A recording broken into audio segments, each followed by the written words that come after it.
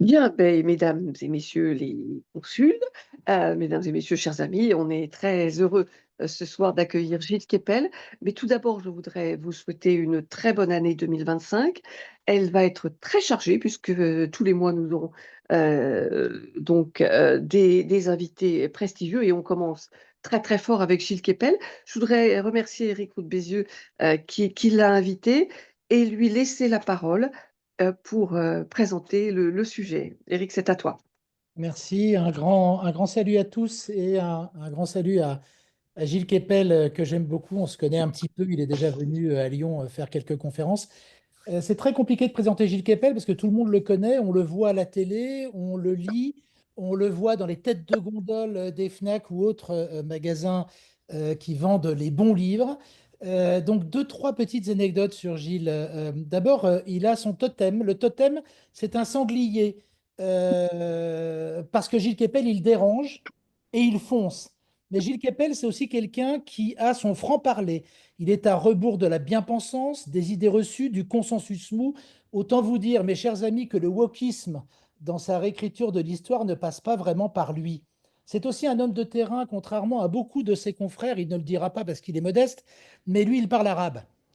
Donc lui, quand il va sur le terrain, il comprend, il analyse. Et il l'a fait depuis le démarrage de ses études, où il est parti au Caire, et il s'est immergé. Et à partir de là, il en a tiré un certain nombre de conclusions en scientifique éclairé, car ça n'est pas un journaliste, Gilles Kepel, c'est un scientifique, chercheur au CNRS, et il a commis ses premiers ouvrages qui ont connu immédiatement un succès, et notamment en France, avec son implacable description de l'installation sur le territoire français de ce qu'il a baptisé l'islamo-gauchisme, s'attirant de vives critiques, et on voit que quelques années après, malheureusement, et à quelques jours du massacre de Charlie Hebdo, les faits lui ont donné raison. Donc aujourd'hui, il vient nous voir pour deux livres qui sont parus quasiment simultanément. D'abord, il y a eu Holocauste avec un S qui nous raconte ce 7 octobre, et puis l'après 7 octobre qui est paru dans la foulée. Euh, Deux ouvrages que l'on va dire de référence pour essayer de comprendre, d'analyser ce qui se passe au Moyen-Orient, mais ce qui se passe notamment au milieu de ce monde qui nous est important, qui est Israël. Je me souviens d'un rabbin qui me disait il y a quelques années à Tel Aviv, c'est ici que tout est né et c'est ici qu'en réalité se joue la liberté du monde, Israël et les pays alentours, qui sont la matrice, mais qui également sont la matrice de grands bouleversements. Donc Gilles, la parole est à toi, je n'ai que trop parlé parce que ton temps est très compté, si j'ai bien compris. Merci beaucoup, Eric, pour cette très aimable introduction. Donc, je ne suis plus au CNRS puisque le wokisme a eu ma peau et depuis le 1er septembre, je suis un modeste retraité qui fait des mots croisés. En même temps, je suis en train de finir là aujourd'hui justement la troisième partie de ce que tu as présenté, puisque quand le 7 octobre est advenu, il m'a, comme on dit aujourd'hui, interpellé, à savoir qu'il me semblait important qu'avec 50 ans d'expérience de la région, j'essaie de comprendre comment on pouvait mettre en perspective ce qui venait de se produire. On était là en train de décrypter les choses à chaud, ce que j'ai essayé de faire également, mais j'ai surtout essayé de voir comment cela s'inscrivait dans l'histoire du conflit israélo-palestinien et comment c'était également un révélateur de transformations plus importantes dans la planète. Et le dernier volume, donc, qui sera, va paraître en poche au mois d'avril, qui reprend les deux premiers et qui inclut le troisième qui va jusqu'à l'inauguration ou de Trump, comme on dit, va s'appeler donc Le bouleversement du monde du 7 octobre au retour de Donald Trump. L'idée étant de mettre les choses à la fois dans le local, le régional et le global. Une anecdote en ce sens, tu viens de rappeler évidemment la commémoration des 10 ans du massacre de Charlie Hebdo qui a eu lieu hier. Et il y a eu, si j'ose dire, un accident de l'histoire tout à fait stupéfiant qui s'est produit, puisque les rédactions et autres avaient toutes programmé des interventions, des tables rondes sur Charlie, etc. Et que s'est-il passé à, je sais pas, 14 heures? On a annoncé la mort de Jean-Marie Le Pen. Donc tout ça a été complètement éliminé et il n'y a eu que des choses sur Jean-Marie Le Pen. Charlie a été complètement zappé, fort heureusement. Benjamin Duhamel, ayant été mon étudiant à Sciences Po à cette époque-là, m'a maintenu et c'est ce qui m'a permis de passer sur BFM à 19h45. Et où j'ai fait cette remarque qui était d'une certaine manière dictée par les circonstances, à savoir que la mort de Le Pen, intervenant le jour de l'anniversaire de Charlie Hebdo, faisait beaucoup de sens.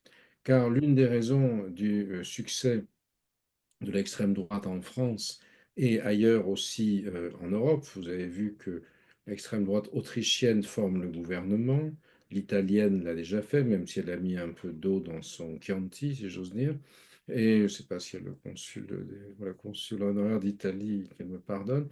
Et bien sûr, Donald Trump qui annonce la plus grande, alors en anglais, deportation ne veut pas dire déportation, ça veut dire expulsion, mais c'est quand même bien signifiant d'immigrés illégaux dès qu'il sera en fonction et qui nous a expliqué que le meurtre de la Nouvelle-Orléans et l'attentat de Las Vegas, c'était dû à la vermine immigrée qui avait traversé le Rio Grande. Il se trouve que les deux tueurs, autant qu'on le sache, étaient des Américains, même si celui de Nouvelle-Orléans était un black converti à l'islam dans son jeune âge et qui avaient embrassé une carrière militaire, tous les deux en Afghanistan, dont peut-être le trauma s'est traduit par cela.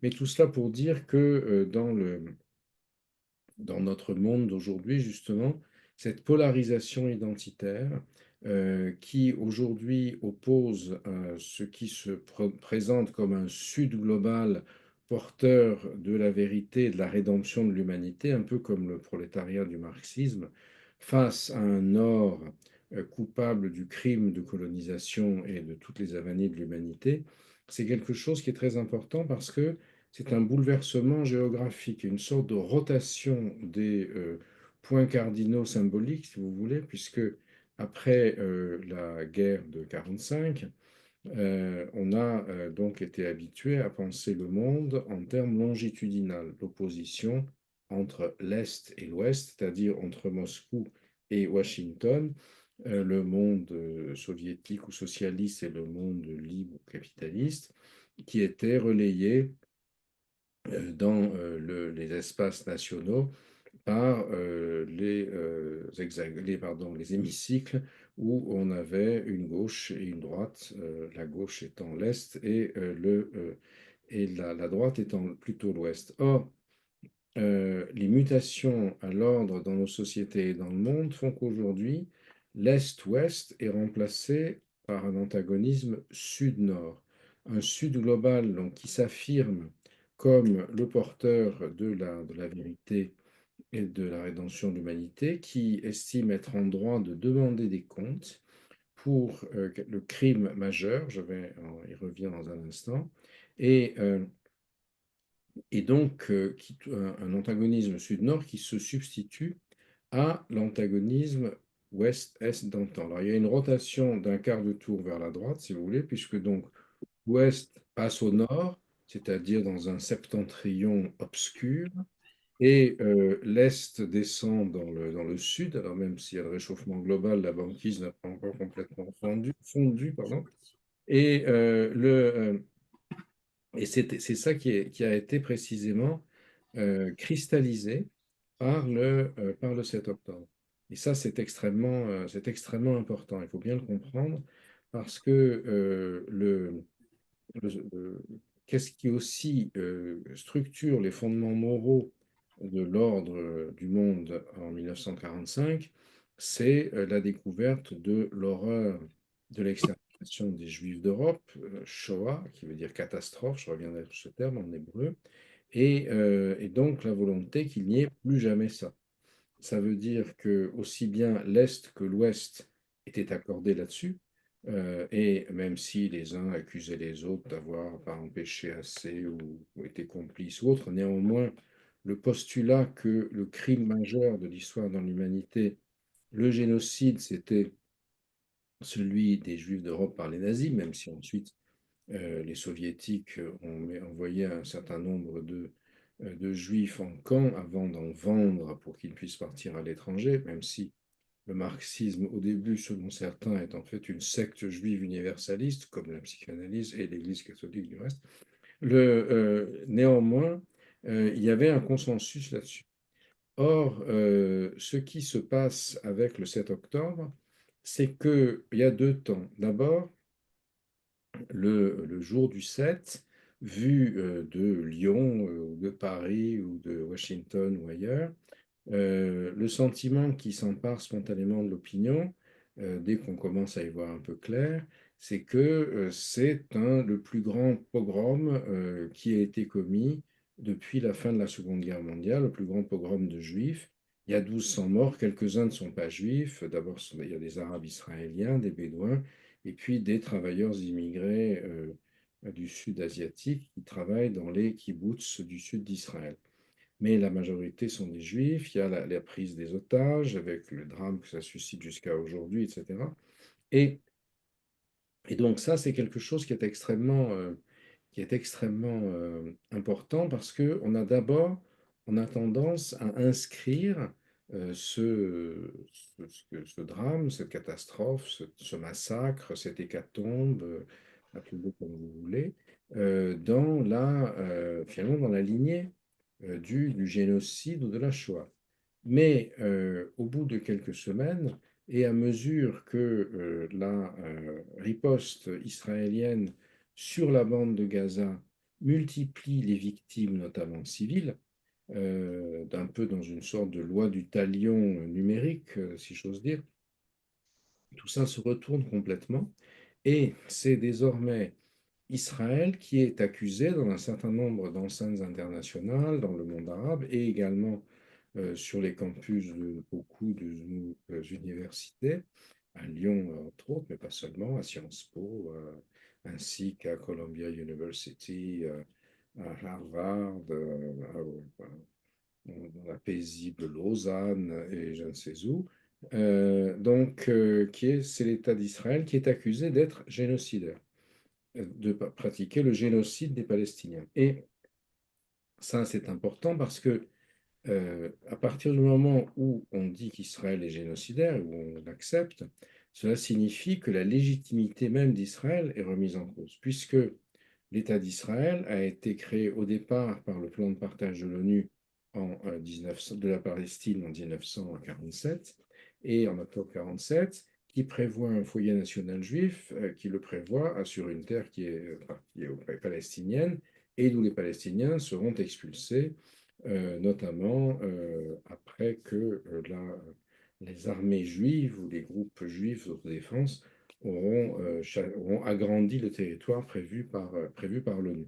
Et pour les Palestiniens, justement, cette opération d'expulsion qui va envoyer nombre d'entre eux dans les camps de réfugiés de la région, à Gaza en particulier, qui était un territoire palestinien, mais qui était vide autrefois, qui avait été rempli de réfugiés vivant dans les terres fertiles de Cisjordanie, en Syrie, en Égypte, au Liban, bien sûr, où ça va causer les problèmes que vous savez, et ailleurs.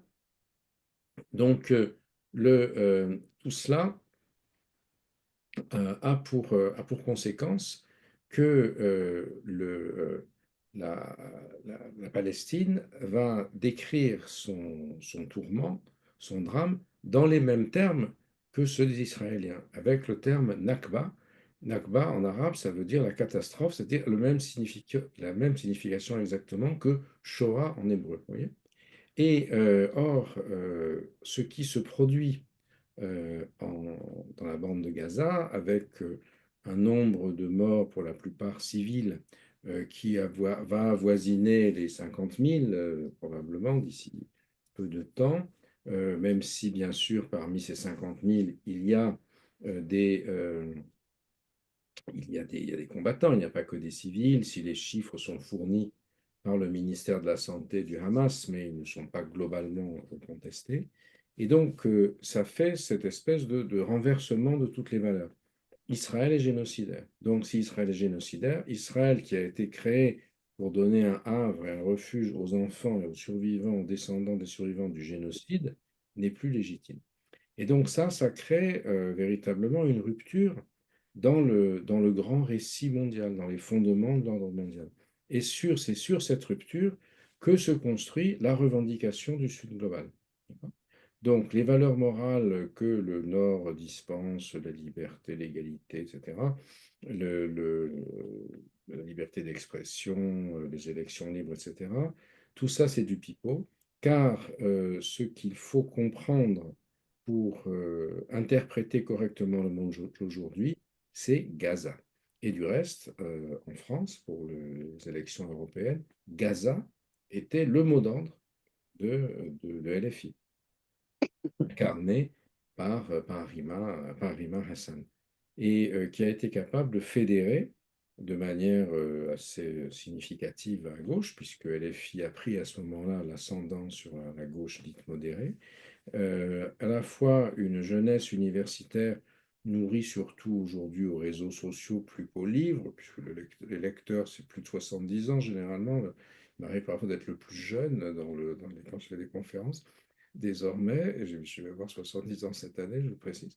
Et puis également la jeunesse issue de l'immigration musulmane qui voit dans la fixation sur Gaza, dans un certain nombre de cas, l'occasion d'exprimer les revendications qu'elle a dans les pays de résidence.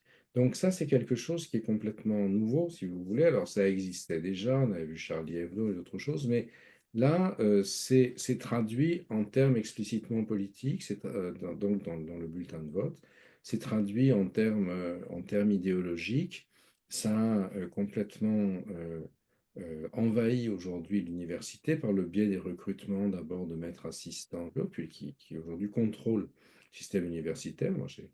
On m'a mis à la retraite au 1er septembre de l'École normale supérieure à Paris, sans autre raison qu'on voulait remplacer les études sur le Moyen-Orient, qui n'ont pas d'intérêt puisqu'il ne se passe rien dans cette région, par un programme Sud global.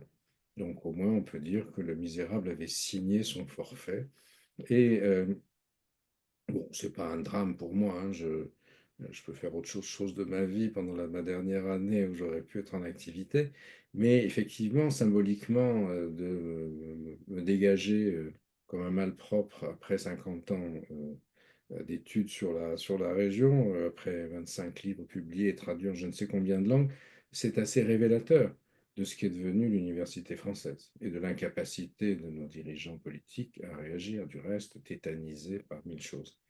Donc ça, c'est un premier élément.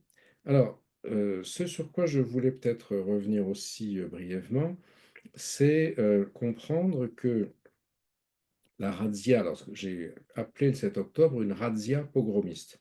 Pogromiste, on voit pourquoi. Razzia, parce que ce que j'ai essayé de faire, notamment dans le premier des premiers livres, c'est de comprendre en quoi le phénomène qui a été déclenché par Sinoir s'inscrivait dans quelque chose qui était très présent dans l'islamisme politique contemporain, c'est-à-dire qu'il faut savoir, par exemple, que Ben Laden a appelé le 11 septembre la double razzia bénie en arabe, El Razwaten El Mubarakaten. Pourquoi double? Parce que contre New York et Washington. C'est-à-dire que la razzia est le nom que l'on donne à ce genre d'action. Une action qui est faite en se référant à la razzia originelle, qui est celle du prophète dans l'oasis juive de Khaybar en 628 après Jésus-Christ, où les Juifs ont été massacrés. Et ça fait partie de la tradition prophétique la plus canonique, avec des textes d'une assez grande cruauté d'ailleurs, puisque les Juifs ont refusé d'accepter la religion prêchée par le prophète, se sont moqués de lui, etc. Et du reste, lorsque Hezbollah, Hamas et autres attaquaient, peut-être désormais maintenant, puisqu'ils sont bien abîmés Israël, le slogan, c'était toujours en arabe Khaybar, Khaybar, ya Yahoud, Jaish Mohammed Sayaoud, c'est-à-dire Khaybar, Khaybar, le nom de l'oasis, et les Juifs l'armée de Mohammed est de retour. Donc on voit comment, quand Sinwar lance son opération, il fait fond sur à la fois une histoire contemporaine, d'une certaine manière, c'est l'écho en Israël du 11 septembre, et il faut se rappeler aussi que le 11 septembre 2001 était lui-même, si j'ose dire, le dépaysement du problème israélo-palestinien à New York, dans le lieu globalisé, hein, puisque euh, le 11 septembre intervient durant la seconde intifada. Et la seconde intifada est en panne, d'une certaine manière. Et Ben Laden la projette mondialement. Et d'une certaine façon, là, elle fait retour dans le lieu d'origine, la radia en question. Donc ça, c'est un élément très important pour comprendre comment elle s'est déroulée. Rétrospectivement, maintenant, après un an et demi quasiment, on se rend compte que cette razzia de Sinois a participé d'une hubris, d'une démesure du dirigeant palestinien. On avait cru, et votre serviteur le premier, qu'il n'aurait jamais pu faire une chose pareille s'il n'avait pas eu l'appui absolu de l'Iran. Alors l'Iran avait armé, entraîné, etc., les gens du Hamas, les gens du Hezbollah et autres, puisqu'ils faisaient partie de ce que l'Iran appelait l'axe de la résistance antisioniste.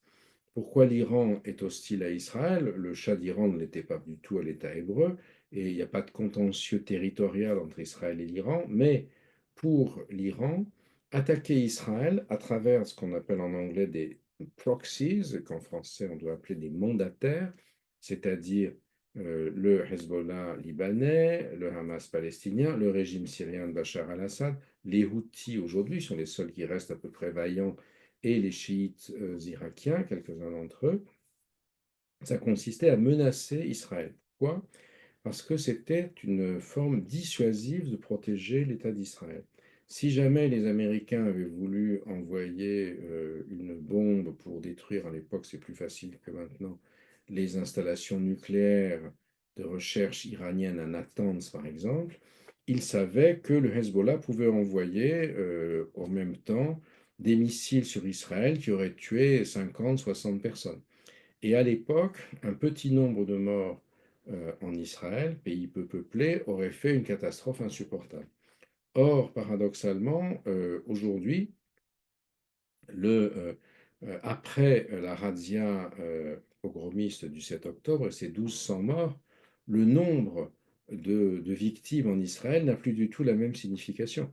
Et l'armée israélienne n'hésite pas à sacrifier 80, 100, 150 personnes pour aller, par exemple, au Liban, du fait des 1200 victimes qu'il y a eu. Oui. Donc ça, c'est un premier élément. Et ce qui est en fait assez frappant, c'est que en réalité, en infligeant à Israël la pire catastrophe de son histoire moderne, Sinwar a mal calculé les choses, puisque on a vu deux types de réactions israéliennes. La première, celle qui a détruit l'image d'Israël dans le monde, hein, comme le dirait Trump lui-même, Israël n'est pas très fort en relations publiques, aurait-il dit à Bibi Netanyahou quand celui-ci est venu lui lécher la babouche à Mar-a-Lago l'été dernier. Je ne suis pas sûr d'ailleurs que Trump considère que Bibi est l'avenir de l'humanité. Trump veut faire des deals dans la région et Bibi, tenu par les ultra-religieux qui refusent toute négociation pour les otages avec le Hamas, ça ne lui plaît pas du tout. Et donc, toujours est-il que quand euh, euh, Netanyahou va le voir, Trump dit ah, vous n'êtes pas fort en relations publiques, hein, essayez de me terminer cette guerre avant le 20 janvier. On n'y est pas encore tout à fait, même la négociation est compliquée sur les otages. Donc le problème, c'est qu'aujourd'hui, le Hamas, en déclenchant la foudre, a abouti au contraire de ce qu'il voulait. Si on fait le bilan, là, depuis cet automne en particulier, qui a été le bouleversement, le changement complet du rapport de force, donc le Hamas a fini par être très très affaibli, même si les opérations anti-Hamas ont surtout fait des victimes civiles et détruit l'image d'Israël. Mais en même temps, Israël a entrepris une autre action qui était de détruire systématiquement, pan par pan, l'axe de la résistance. Ils ont commencé par le maillon faible, déjà repéré comme tel l'an dernier, la Syrie de Bachar el-Assad. Ils ont bombardé systématiquement le pays en tuant tous les généraux des gardiens de la révolution iranienne qui encadraient l'armée syrienne, à tel point qu'Israël a dû répondre, a dû attaquer lui-même depuis son territoire, le territoire israélien, s'exposant ainsi. Ça veut dire que les mandataires ne le protégeaient plus, ne servaient plus de glaive et de bouclier. Ensuite, il y a eu le véritable bouleversement, le changement, c'est l'affaire des beepers. Et ce sont donc le Mossad qui a vendu au Hezbollah des beepers piégés qui ont fait 2800 blessés dans l'encadrement d'officiers subalternes du Hezbollah, c'est-à-dire ceux qui manipulaient les roquettes et les missiles.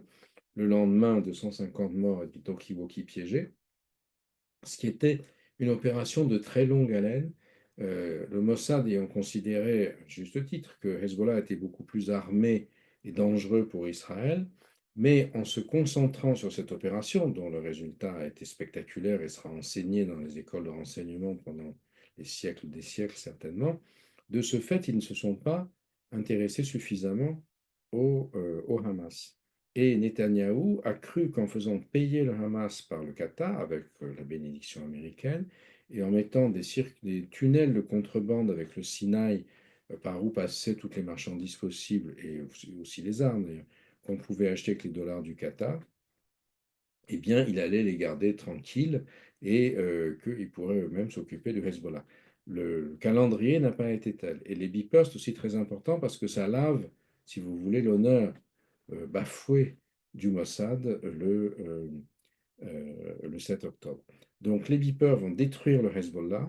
10 jours plus tard, Nasrallah est tué. Le Hezbollah aujourd'hui n'existe plus hein, comme force qui peut menacer Israël, a été détruit. Ils sont toujours présents sur la scène libanaise, mais très affaiblis.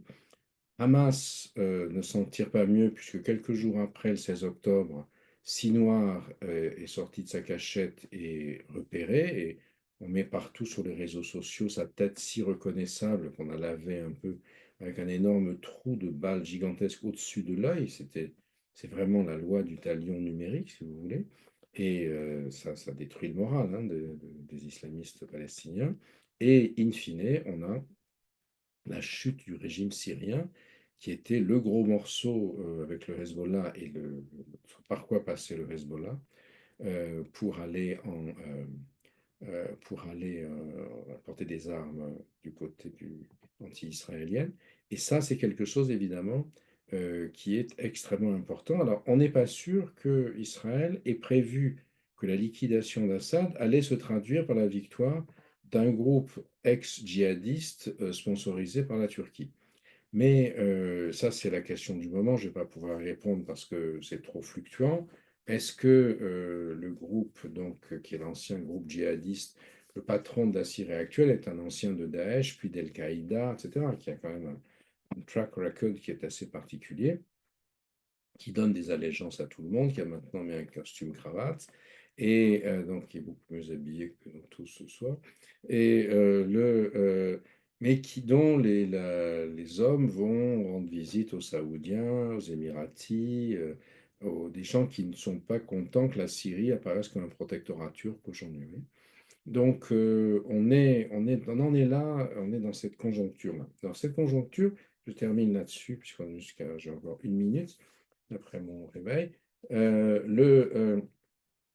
Ça donne quoi? Ça donne que la polarisation a accru dans nos sociétés ce phénomène qui est celui que nous vivons en France, où on a eu 4 gouvernements en 2000, enfin si on peut appeler ça des gouvernements, en 2024, qui ont été, notamment pour les 2 derniers, pris entre le marteau de LFI et l'enclume du Rassemblement national, ou vice-versa, selon votre point de vue sur la l'organisme politique française, que je ne disputerai pas ici.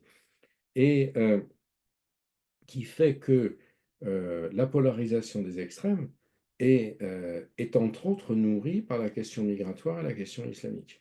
LFI, donc, c'est une alliance islamo-gauchiste, et dans la masse du vote Front National, premier parti de France électorale aujourd'hui, vous avez eu d'abord les nostalgiques des régimes autoritaires européens.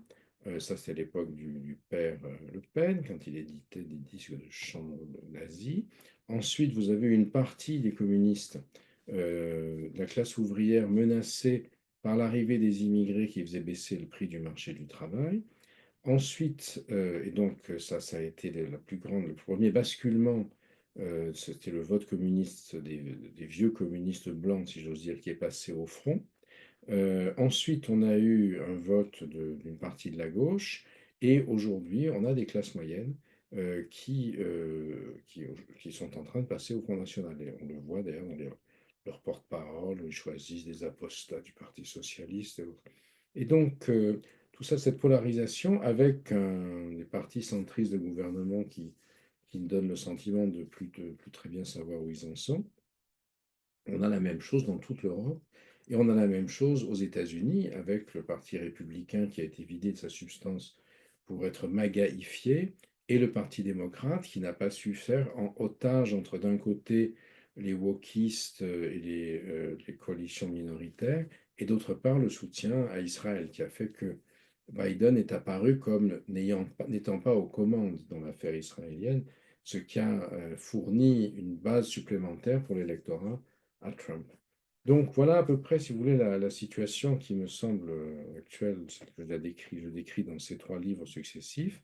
Et donc il me semble que enfin, voilà, c'est quelque chose d'un travail que je ne pouvais faire qu'en fin de carrière, disons, ce sera le dernier, j'espère, c'est-à-dire d'une espèce de mise en perspective de l'actualité dans une logique plus vaste de trois quarts de siècle, si vous voulez. Moi, j'ai pas trois quarts de siècle, hein, j'ai seulement un demi-siècle d'expérience, bientôt trois quarts de siècle d'existence, mais seulement un demi-siècle d'activité intellectuelle. Voilà, cette activité intellectuelle, elle s'arrête maintenant avec un petit retard parce qu'il est 19h33, 3 minutes.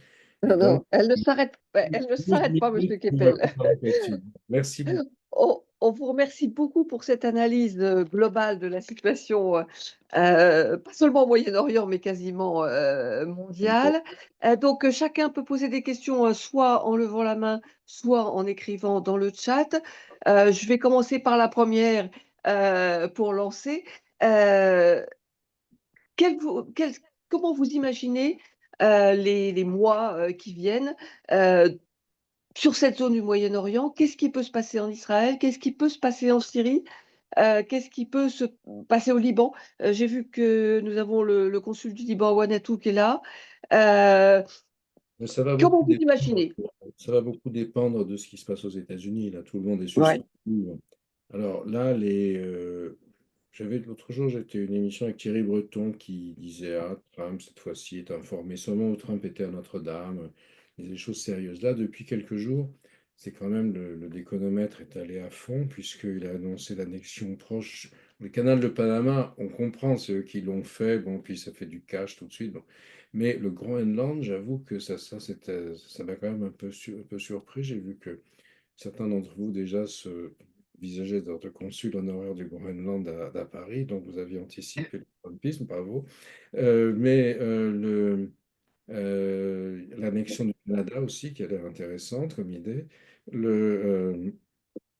Et puis, bon, le fait que la Russie attaquer Lyon s'il ne paye pas 5% euh, et vous avez la réserve républicaine, donc vous êtes protégé. Et donc tout ça, ça semble quand même assez ahurissant. Plus Musk qui soutient l'AfD et le Reform UK. Donc je ne sais pas trop s'il va véritablement faire enfin, ce qu'il dit qu'il va faire au Moyen-Orient. À mon sens, son objectif, autant qu'on puisse y voir une rationalité, c'est de reprendre la logique des accords d'Abraham et de l'étendre en intégrant dedans l'Arabie saoudite dans un premier temps, et l'Iran si l'Iran se casse la figure, ce qui n'est pas impossible après. Mais pour cela, il faut tendre la main aux Israéliens, puisque il faut qu'ils reconnaissent un État palestinien. Bibi n'en veut pas, puisque sur les 64 députés qu'il a à la Knesset, il y a 120 députés, Il a 14 orthodoxes, 14 sionistes religieux, donc Ben Gvir et Smotrich, les colons qui tuent les Palestiniens tous les jours en Cisjordanie, qu'ils appellent Judée-Samarie, dont ils veulent faire une terre exclusivement biblique, qui veulent recoloniser Gaza et qui ont dit que si jamais il y avait une négociation quelconque avec le Hamas, ils retiraient leurs députés et donc il n'y a plus de majorité pour Netanyahou. Donc, bon, peut-être qu'ils auront peur si Trump aboie, mais pour l'instant, c'est aussi l'une des raisons pour lesquelles, alors qu'en principe, Trump a dit There will be hell to pay, c'est-à-dire l'enfer va s'abattre sur la tête de ceux qui n'ont pas libéré les otages.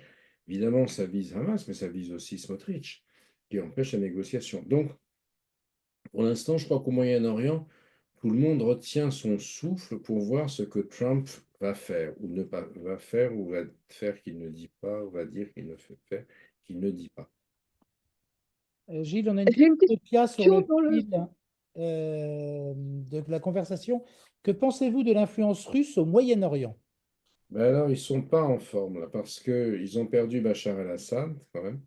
Et ce qui était très intéressant, c'est ce qu'on sait pour l'instant de la chute du régime, puisque ils n'ont pas, l'armée n'a pas combattu. Et apparemment, le matin de la chute, c'est-à-dire le 7 décembre, au forum de Doha, au Qatar, il y a eu une réunion des ministres russes, iraniens et turcs des Affaires étrangères, Lavrov, Araghchi et Fidan, qui ont organisé le départ de Bachar sans effusion de sang. Pourquoi est-ce que les Russes ont lâché? Parce qu'ils ne pouvaient plus tenir de toute façon. Et pour eux, l'objectif, c'était de garder les deux bases militaires, navales à Tartous et aériennes à Hmeimim, qu'ils ont en Syrie. Alors, qui sont désactivés aujourd'hui. Tous les bateaux, les 6 bateaux, le sous-marin sont partis. Apparemment, il y a des rotations d'Antonov qui ramènent des gens, mais les bases sont restées, elles n'ont pas été attaquées ni pillées. Tu imagines un djihadiste hilar brandissant une Kalachnikov, le drapeau de je ne sais quoi, la Wagba, avec sur un Sukhoi à moitié brûlé et tagué, ça n'aurait pas été terrible pour l'image de la Russie. Déjà, les copains des Russes en Afrique commencent à se demander s'ils ont fait le bon choix, si tu veux. Et regarde s'ils peuvent pas, c'est pas plus mal de mettre leurs enfants dans un collège à Paris plutôt qu'à Moscou. Donc, il y a eu cette dimension-là. Il faut voir aussi que c'est un deal qui est une partie du deal avec l'Ukraine, parce que la Turquie garantit que les bases russes ne seront pas humiliées en Syrie, bases russes d'ailleurs dont on a appris, c'était grâce à elle que avaient pu être transférés au Sahel les gens du groupe Wagner. Et, euh, et donc ça, c'est quelque chose qui est, à mon sens, qui est un élément important. Donc la Russie aujourd'hui, elle est en train surtout de jouer avec l'Iran. On dit que la Russie est capable de fournir à l'Iran la capacité de franchir les toutes dernières étapes qui la séparent de l'arme nucléaire. En contrepartie, l'Iran fournit à la Russie les missiles Shahid qui ont massacré un grand nombre de civils ukrainiens pendant la guerre. Voilà à peu près où on en est aujourd'hui. Plus c'est difficile à dire parce que ça change vraiment tous les jours. Deux choses, je vois que Bertrand veut nous montrer quelque chose, je ne sais pas ce que c'est. Et puis, Jean Bonnet a 4 questions, je lui propose d'en choisir une. On lui passera la parole après Bertrand. Alors moi, attendez, peut-être que j'enlève le floutage, mais en fait c'est l'histoire d'Israël, Alors, édité, voir édité rien, par la SERP. c'est trop près là, recule un peu. Ouais. C'est l'histoire d'Israël, c'est un vinyle en c'est 3 vinyles, et l'éditeur c'est la SERP. Et qui c'est la SERP? Bah, c'est un certain Jean-Marie Le Pen. C'est le Ah petit oui, qui, ah, j'adore ça.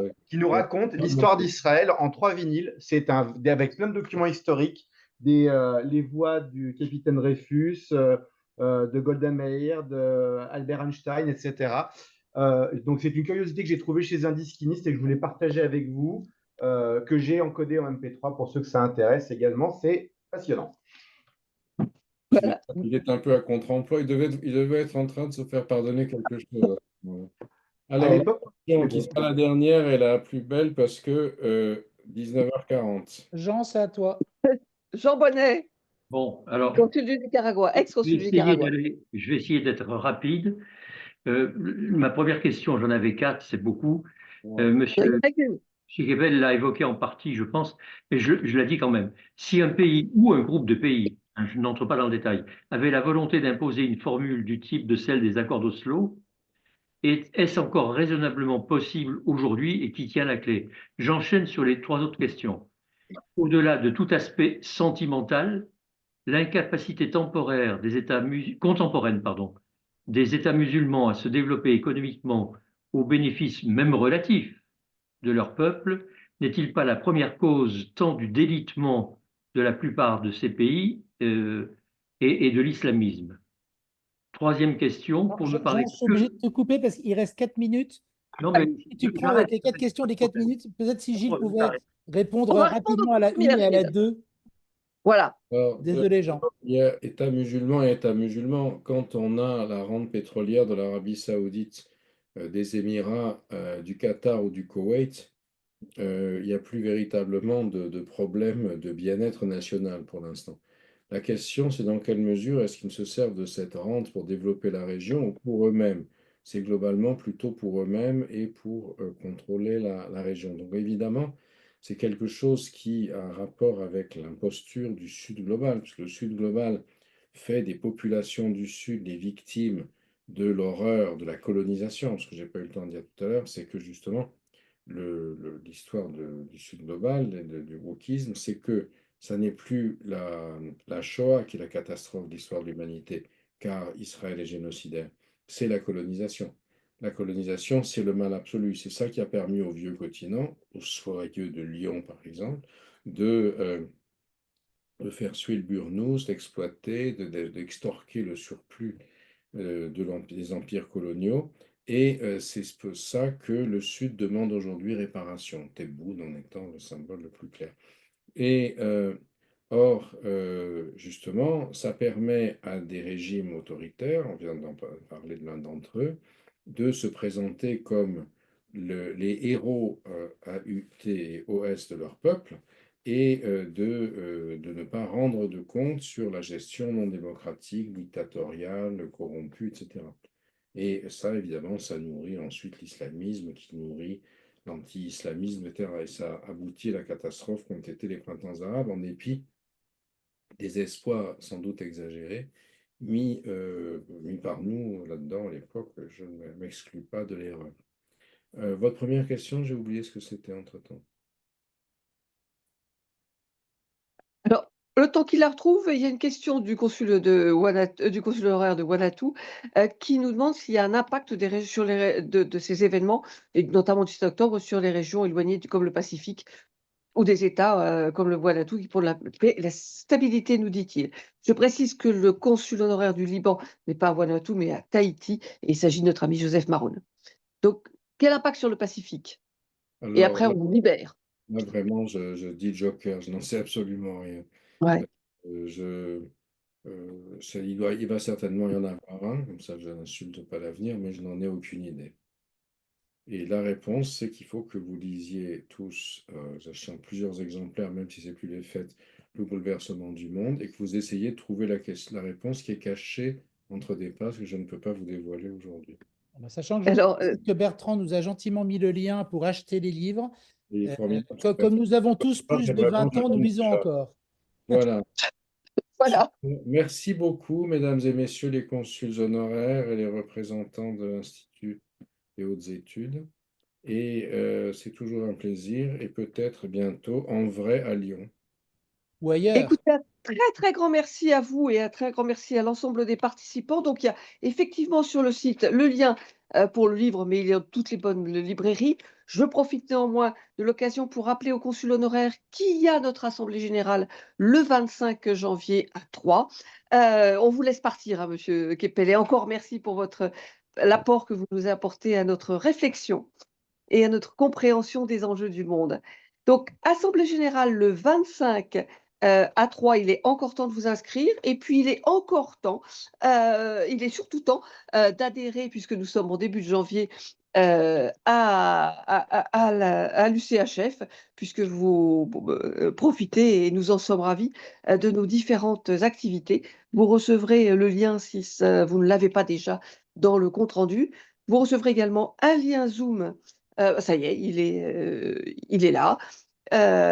Merci à tous.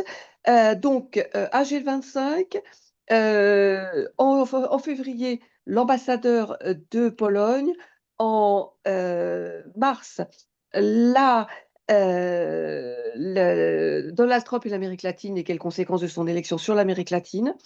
Et puis donc ce lien ça. Encore merci à tous. Très bonne soirée. Si éventuellement Marie-Laure et Audrey pouvaient rester 2 minutes, ça serait top. Encore merci à tous. Bonne soirée.